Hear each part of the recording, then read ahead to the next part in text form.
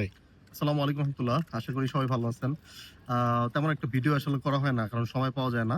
তারপরেও চেষ্টা করি উম যেই আমাদের কার্যক্রমগুলা রানিং চলতেছে বা চলে, বা যে অপরচুনিটি গুলো থাকে, যারা আসলে স্টাডি করতে চান অ্যাব্রোডে, বাহিরে, তাদের জন্য কিছু ইনফরমেশন সবসময় শেয়ার করার চেষ্টা করি।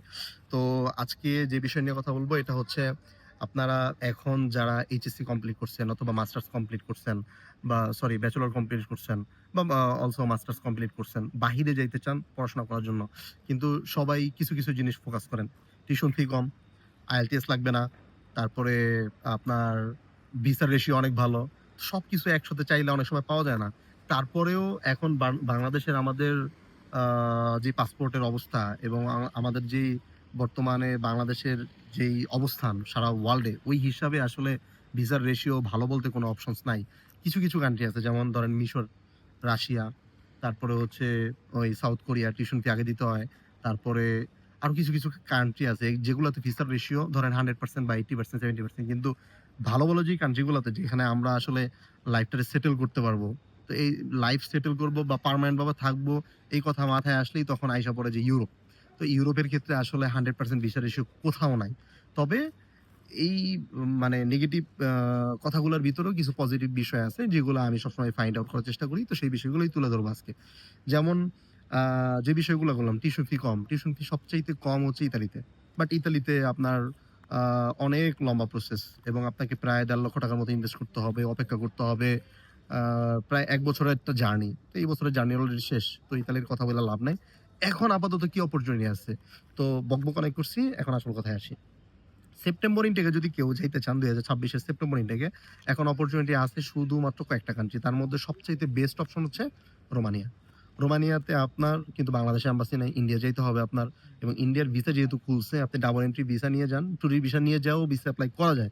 বাট আপনার এখানে ১ মাস স্টে করতে হবে বা ১.৫ মাস স্টে করতে হবে। ভিসা নিয়ে তারপর আসতে পারবেন। এবং আসার সময় এয়ারে আসতে হবে। আপনারা যদি বর্ডার পাস হয়ে আসেন, ভারতের ইন্ডিয়ান পুলিশরা এমনিতেই খারাপ। ওরা যদি দেখে আপনি ভিসা পাইছেন, ট্যুরিস্ট ভিসা নিয়ে গেছেন, তাহলে সিল মেরে দিবে। সো আপনার ৳১,০০,০০০ গেলেও ডাবল এন্ট্রি ভিসা নিয়ে যান। আর যদি স্লট পায়, যদি এমনিতে ডাবল এন্ট্রি পান, তত ভালো। আচ্ছা, ইন্ডিয়ার ভিসার বিষয়ে পরে আসি। আমি মেইন বিষয়গুলো আপনাদেরকে হয়তো মিস করে ফেলবো। রোমানিয়া কেন ভালো? কারণ আপনার মাত্র €১০০ হচ্ছে অ্যাপ্লিকেশন ফি। ২,৫০০ হচ্ছে টিউশন ফিস। এরপরে হচ্ছে রোমানিয়া সেনজেন কান্ট্রি। মুভ করতে পারবেন। ওইখান থেকে আপনার যেকোনো কান্ট্রিতে মুভ করতে পারবেন। স্টাডি কমপ্লিট করার পরে পার্মানেন্ট রেসিডেন্ট পাবেন, পিআর পাবেন, এবং ভিসার রেশিও ওভারঅল অনেক ভালো। বিগত ৫-৭ বছরের ভিতরে রোমানিয়ার ভিসার রেশিও রাইট নাও খুব ভালো। এটার সাক্ষী হচ্ছে আমি নিজেই। আমি যে কনসালটেন্সির কাজ করতেছি, এটার জন্য বলতেছি না।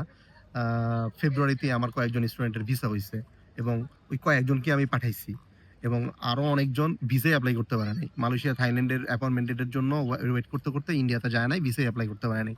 তো যেই কয়জনকে পাঠাইছি আলহামদুলিল্লাহ সবার ভিসা হইছে, এবং তারা ইতালিতে আসার জন্য অলরেডি অফার লেটারও পাইছে। ওকে? নাম মেনশন করার দরকার নাই। তো ওভারঅল গত ২ বছরে ইন্ডিয়ান ভিসা বন্ধ হওয়ার কারণে বাংলাদেশিরা ভিসা এপ্লাই করতে পারে নাই। সেটার কারণে এখন রোমানিয়া বলেন, পোল্যান্ড বলেন, ভিসার রেশিও খুব ভালো। এরপরে সেকেন্ড অপশন হচ্ছে হাঙ্গেরি। কিন্তু হাঙ্গেরির টিউশন ফি মিনিমাম ৳৩,৫০০। ওকে, বাংলাদেশে ভিসা এপ্লাই করতে পারবেন। কিন্তু ভিসা এপ্লাই প্রচুর হয় হাঙ্গেরিতে। ১-১.৫ হাজারের মতো ভিসা এপ্লাই হয় একেকটা সেশনে।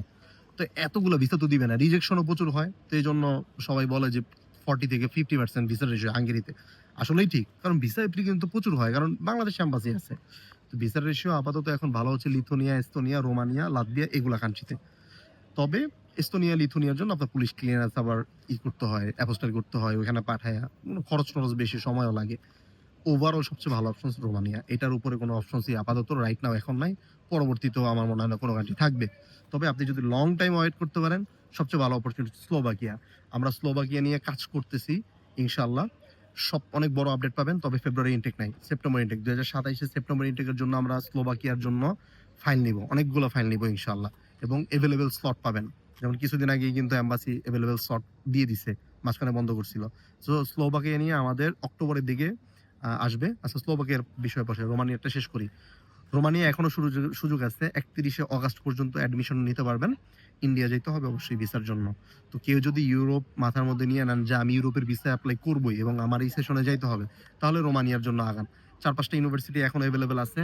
আপনার কিছু ইউনিভার্সিটি আছে ৬০% মার্কস থাকতে হবে আপনার সিজিপিএ অথবা জিপিএ।